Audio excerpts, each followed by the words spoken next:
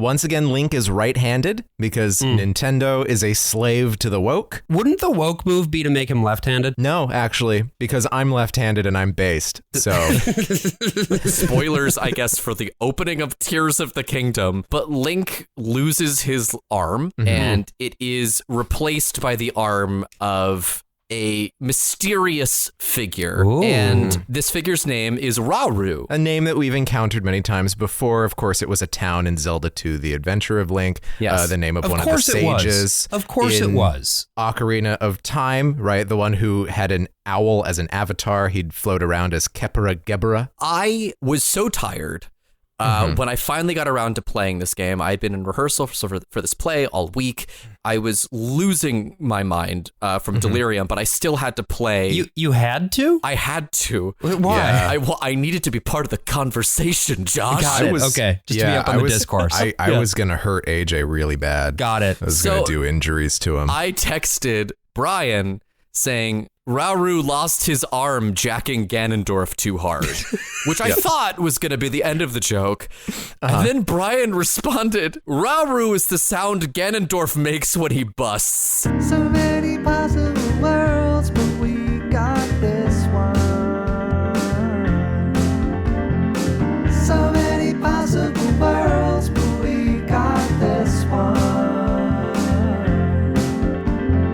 Welcome to the worst of all possible worlds, the podcast whose title Ganondorf says when he busts. I'm the worst of all possible Brians. I'm the worst of all possible AJs. Oh, the worst of all possible worlds. I'm Ganondorf, a.k.a. the worst of all possible Joshes. That was such a journey. I hope I can cut that. No. We have to walk can't. through Ganondorf busting. Both of you did terrible Ganondorfs. I'm just going to say. Both of you can suck my dick. I don't care. Do you think there's any Rule 34 about the movie we're covering today? Citizen Kane? Yeah, do you think there's any I don't know Orson about Rule Welles? 34, but I bet it's on AO3. Let me go take a look. Many consider this to be the greatest film ever made. You'd think that there'd be like the greatest fan fiction ever written about the greatest film ever made. On Archive of Our Own, there are 13 works. Who? Well, Who is fucking? You're not going to believe this. The Game Grumps. What? Orson Welles is next door to Aaron Hansen in Markiplier. Oh, but not Kane, Orson Welles. When Orson Welles shows up at the door of Alfred F. Jones, he isn't sure what to do. And when the two find out their next door neighbors were having very loud sex, they both really don't know what to do. Part one of the thrilling Alfred multi-part Jones? tale that includes Multi? love, loss, and anal sex. Alfred F. Jones, America from Hetalia. Well, that's a good lead into this. So anyway, don't change the channel, folks. We are talking about Citizen Kane, which was originally called American because a lot of Hearst's newspapers were called the whatever place American. So Citizen Kane is known primarily as, not a movie, like a benchmark, right? You'll call something the Citizen Kane of something else because Citizen Kane has been since around the 60s especially known as like the greatest movie or the greatest Hollywood movie of all time, according to various critics and lists and magazines and all of that sort of thing. It's the Dark Souls of movies. I wanted to ask you both, and I made sure you guys wrote this down before you watched the movie. What is Citizen Kane about? What came to your mind whenever anyone mentioned Citizen Kane? Citizen Kane is about a guy named Kane, who's basically Mr. Burns. He has a snow globe with a sled from his childhood named Rosebud inside of it. Makes him really sad when the snow globe falls and shatters, and also Orson Welles. That's what I've got. I knew newspapers. I knew Rosebud. And I knew C. Montgomery Burns was based on this character. Yeah. Okay. That's so funny that both of you did Mr. Burns. That's more specific than I was thinking. Because your tip, my picture of Citizen Kane before I saw the movie, and I saw it in high school, it's been a while, but like it's just some movie about something. I was thinking maybe it was some kind of espionage movie or something like that, or maybe a political thriller like All the King's Men. But like I didn't have a clue. And when you look at the posters for the movie, even in its time, the way that they marketed it was, this movie's just really good, guys. Right. The slogan, the tagline in the poster is just, it's terrific. They did, because Brian, they did the same thing for Manchurian Candidate, which is the movie that I always conflated Citizen Kane with when I was growing up because of the giant poster of Kane running for political office.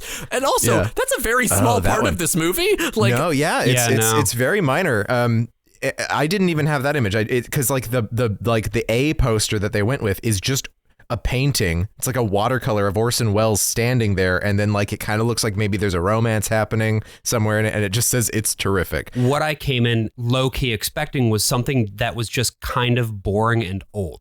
Because much of the time when people talk about stuff that is great, in big ol' scare quotes, they're talking about shit that's just really inaccessible. And I kind of just figured that because of the combination of the age of the thing, the styles available at the time, and also just how annoying people tend to get about like things that start out being popular and then develop sort of a cult around them. Yeah. I just sort of assumed that Citizen Kane was kind of one of those movies where it was like, all right, fine, like I get it already. This is not that movie at all. No. Would you say it's terrific? I would. I really would. I also would. Greatly enjoyed this movie. And that's the thing is like Citizen Kane became this popular thing to say was the best movie of all time about 20 years after it came out because it was kind of countercultural to say so. Right. You know, and we'll get into the details of this later, but like it was such a it was such a hot point. It was such a deeply controversial movie when it came out because of very specific circumstances. It's not like a particularly offensive movie or something that, you know, goes against the government. It just goes against this one guy who was incredibly powerful and who could basically bury it. And people didn't discover it until it lost money. It sold okay, but it lost money and didn't get a whole lot of attention until the 50s when RKO Pictures, the studio that produced it, was going under. They were one of the first studios to start selling their movies to TV stations. Right. So it's sort of like It's a Wonderful Life, how, you know, like the copyright lapsed and they started showing it, not having to pay any money on TV, and then it became a popular movie. Citizen Kane was just one of these many RKO pictures that got dumped onto TV screens, and people saw it a bunch, and then critics started reevaluating it. The Christmas story of its time. 24-hour Citizen Kane fest. What's kind of weird, though, is like I'm just imagining watching this movie on like an old tiny television set, and like, you would certainly be able to pick up what's going on. It's not as if the movie is inaccessible, but there's so many shots that kind of require a bigger screen in order to be legible in terms of the composition of what's going on, you know, contrast, framing, just the very basic like techniques of cinematography. I'm sure that what people were seizing on were things like the humor and the really good performances in the characters. But there's a lot that you miss if you're not experiencing it as a film. Yeah, I would love to see this on the big screen because the scale of these sets alone, like just the way he plays with the perspective would just be so thrilling, I think, on a big screen. It's the ultimate example of a theater guy making a movie. Yeah. Having full creative control. And, you know, it goes against what like someone might just think as the abstract, where a theater guy is like, well, I know the stage. Everything's going to be very staid and plain and in one room. No, because theater people are crazy and they want to play with all their toys. Wells, more than anyone else, knew how to make new toys for himself and went absolutely nuts on this picture. I'm going to give a little history on who Orson Welles was as we walk into this. I'm going to keep this pretty short. I mean, he lived a very spectacular life, and I'm going to keep it limited to what happened before Citizen Kane for the most part. Yeah, his Wikipedia page is the longest Wikipedia page I have ever seen. The man did so much.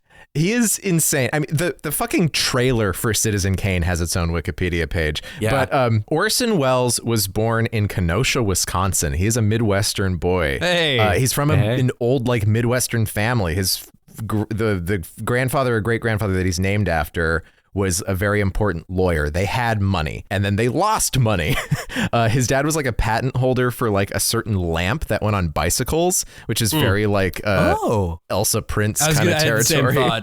Every time I tell somebody, did you know that Betsy DeVos's father was the guy who invented the thing that flips down on your car vanity mirror? So his father was an alcoholic, really struggled with his life, lost a lot of money, lost his job. His parents split up. He moved in with his mom. They were in Chicago. She died when he was 9. His older brother was institutionalized because he had some sort of intellectual disability. Then Orson Welles was like living with his father, and then like this other guy, like his dad's roommate, who was this doctor whose name was Bernstein, interestingly enough. For the content of this movie. His father like took him traveling for a while. He was like never in one place for very long. When he was 15, his father died, and he inherited quite a bit of money and decided to travel for a bit through Europe on his inheritance. He then goes to Ireland and just walks into a theater and says, "Hi, I'm Orson Welles. I'm a Broadway star." God, you miss the days where you could just bullshit your way into a career. Well, the theater owner was like, I didn't think he was a Broadway star, but the kid had charisma. Yeah, there's just something about this guy.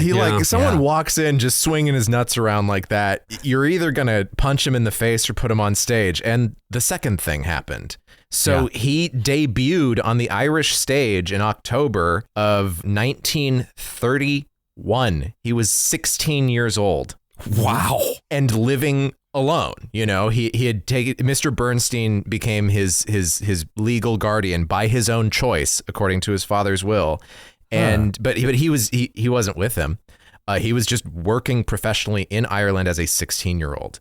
But that's interesting, too, because in this autobiography, we're already seeing certain things. Some parallels, pulled directly through Citizen Kane. The fact that, he came into some money. He was appointed under a legal guardian. He started living large at a young age. And Brian, like you were going to chronicle sort of the buildup to Kane, but I just want to put it into the listeners' heads already that he debuts on the Irish stage at 16.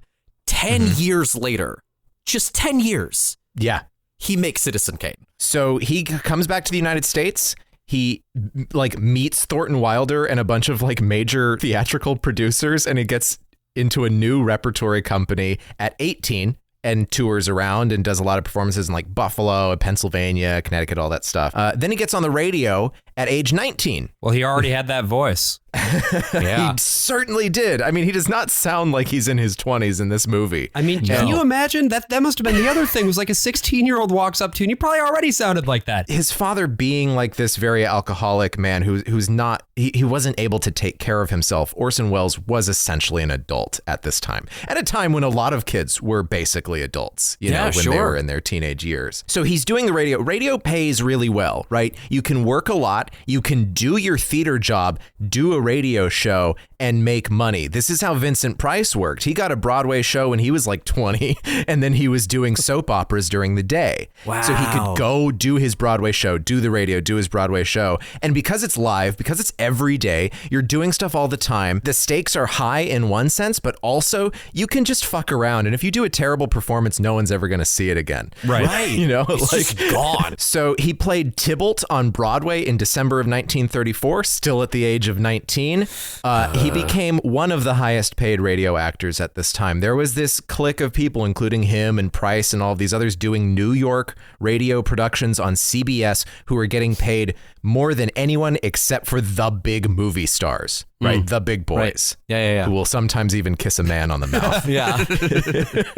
Not even for them. From there, he gets a job with the WPA. Right? He gets a federal theater contract where he goes up to Harlem with the Negro Theater Unit and directs and produces Macbeth in 1936 at the age of 21. Oh my God.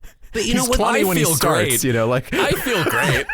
This is fine. Though, one thing about the WPA and all of that is you just can't really understand how pop culture came to be how it was in the age of mass media without the New Deal. All these people cut their teeth producing tons and tons of theater. It's amazing how many actors you'll see from from this time. You know, Burgess Meredith, right? Mick on Rocky, the Penguin in the Batman TV show, was a WPA actor. He was the original Van Dorn in High Tour by Maxwell Anderson. He played it in Cleveland, Ohio. Vivian Vance, who played Ethel Mertz in I Love Lucy, was a working actor in Albuquerque before she moved to LA and started doing TV. Oh, wow. She was making a living doing plays up at the Chemo Theater downtown Albuquerque. Well, because the other thing is it's not just about the shows. It's about the communities that develop by the people doing the fucking shows. It's almost as if funding the arts creates enough economic output to be worth it on market reasons alone, let alone the positive gains it makes for society. But I don't fucking know. I'm just some guy. But it got too communist, and then we had the 1930s Red Scare, and it killed a lot of the funding for the theater. So this Macbeth, he was funding it. He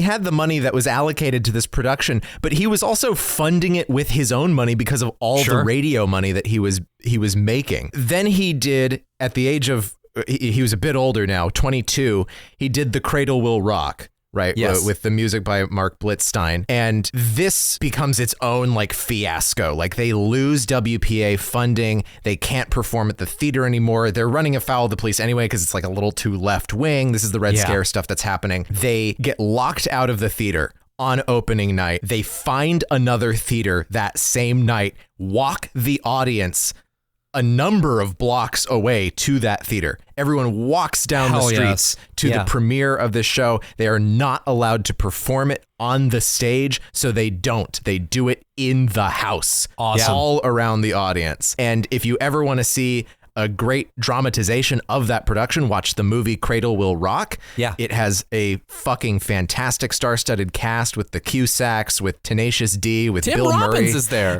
And Tim Robbins directs the fucking thing. Yeah. And wrote it too, I think. It's a fantastic movie that you've never heard of. Then he does Caesar. And this gets a lot of butts in seats. So because the WPA thing is starting to dissolve already, he starts the Mercury Theater with all these actors that he knows and loves, and they do Caesar, not Julius Caesar. They shorten it to Caesar. Was that on Broadway or? That was on Broadway. It was done with a blank stage, except for these huge pillars of light that they would have on the back walls during like big crowd scenes, you know, and everything like that, which is representation of the pillars of light that would be at the Nuremberg rallies and things like that. And it's 1937, and he is playing Julius Caesar. Well, he's depicting Julius Caesar. He plays Brutus, but he's depicting Julius Caesar as a European fascist, as an Adolf Hitler, Benito Mussolini figure who gets assassinated. This production had a very successful Broadway run, a wildly successful tour around the country without Orson Welles. This is one of the first shows that Hal Prince saw when he was young. And he said